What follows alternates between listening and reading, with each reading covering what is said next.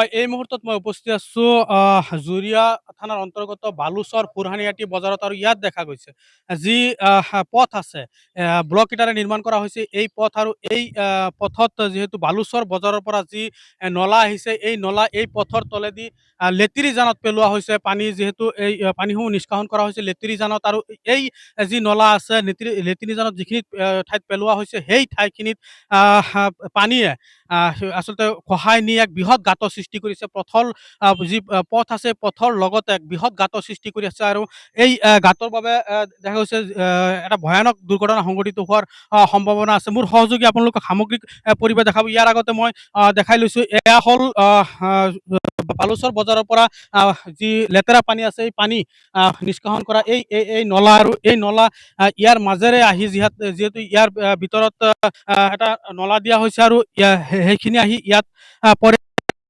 পানীখিনি অন্য ফালেদি নিগৰিত হৈ ইয়াত এটা বৃহৎ গাঁতৰ সৃষ্টি কৰিছে। মোৰ সহযোগী আপোনালোকক এই সামগ্ৰিক পৰিৱেশ দেখাব। ইয়াত এটা বৃহৎ গাঁতৰ সৃষ্টি হৈছে আৰু যিহেতু এই গাঁতটো প্ৰায় এই পথলৈকে আহি গৈছে মই আপোনালোকক যিহেতু দেখুৱাম এইখিনিলৈকে সেই গাঁতটো আহি গৈছে আৰু যিহেতু এই পথেৰে গধুৰ যান বাহন চলাচল কৰে আৰু যাৰ বাবে যদি ইয়াত এটা দুৰ্ঘটনা সংঘটিত হয় এক বৃহৎ দুৰ্ঘটনা হ'ব আচলতে বৃহৎ এটা দুৰ্ঘটনা সংঘটিত হোৱাৰ সম্ভাৱনা আছে। মোৰ লগত ইয়াৰে কিছু স্থানীয় ৰাইজ আছে তেখেতসকলৰ পৰা জানিব চেষ্টা কৰিম। হয়, কি ক'ব? দেখা গৈছে ইয়াত যি বৃহৎ গাঁতৰ সৃষ্টি হৈছে, কি ক'ব?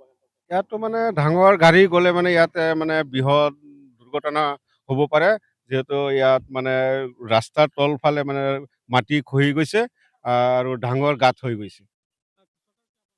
চৰকাৰক মানে আহ্বান জনাই আছোঁ চৰকাৰে যাতে এইটো চকু দিয়ে আৰু এইটো যাতে কামখিনি কৰি দিয়ে। ধন্যবাদ আপোনাক।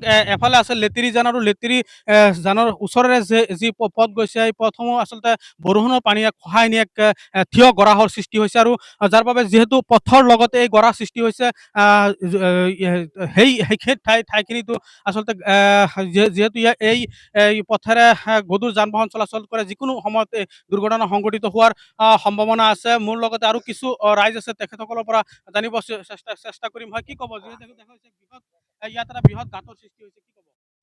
হয়, এইটো বজাৰৰ পৰা যিটো কালভাৰ্ট আনি দিছে সেইটো গাঁতটো লেতেৰা পানী যিটো ওলাই আছে সেইটো লেতেৰা পানীটো ওলাই আছে যে সেইটো কালভাৰ্ট বেয়া হৈ গ'ল, সেইকাৰণে ৰাস্তাটো এইখিনিলৈকে গ'লগৈ।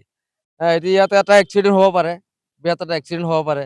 গতিকে এই ৰাস্তাটো মানে চৰকাৰক আহ্বান জনাও যে যাতে ৰাস্তাটো যাতে বনাই দিয়ে, অতি সোনকালে যাতে ৰাস্তাটো বনাই দিয়ে। ধন্যবাদ আপোনাক। আচলতে বালুচৰ ফুৰহানিয়াটি বজাৰৰ যি বৰষুণৰ পানী বা লেতেৰা পানী নিষ্কাশনৰ কাৰণে যি নলা দিয়া হৈছে এই নলাটো এই পথৰ তলেদি আহিছে আৰু এই আহি লেতিৰি জানতে এই পানীসমূহ নিষ্কাশন কৰা হৈছে আৰু যি ঠাইত এই পথৰ তলেদি আহিছে অন্য ফালৰ পানী ইয়াত নিগৰি এটা বৃহৎ গাঁতৰ সৃষ্টি হৈছে আৰু যাৰ বাবে দেখা গৈছে এই গাঁতত যিহেতু এই পথৰ তলতে গাঁতটো আছে আৰু যিকোনো সময়ত এই পথছোৱা বহি গৈ এক বৃহৎ এক ভয়ানক দুৰ্ঘটনা সংঘটিত হোৱাৰ সম্ভাৱনা দেখা গৈছে। যাৰ বাবে ইয়াৰ স্থানীয় ৰাইজে চৰকাৰক আহ্বান জনাইছে যাতে এই পথখিনি এই যি গাঁতৰ সৃষ্টি হৈছে গাঁতখিনি মেৰামতি কৰি দি এই পথত ৰাইজৰ চলাচল কৰাৰ এটা সুচল পৰিৱেশ সৃষ্টি কৰি দিয়ে। জুৰিয়াৰ পৰা ৰাব্বুল হুছেইন, ND24।